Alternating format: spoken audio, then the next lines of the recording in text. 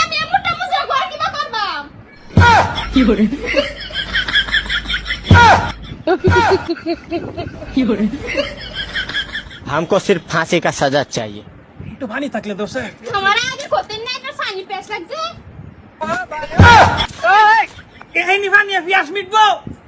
master সাহেব আইনে তো বুঝছুই না এনে পানি দা যদি আইনে পেশ মিট না তেজ আমার ঘরে আমি কিবা করবা এটা কি নে কি লাগে আমার সি দেখা বিয়া দিয়ে আসিলেন না হ্যাঁ দেখে আতা দেখে বেড়া বিয়া জুনতা আমার সি নদী সি দাঁড়তে বেশি আমার কি কুরবান করে দেন আমি লই যামগা যাও মারলো আই না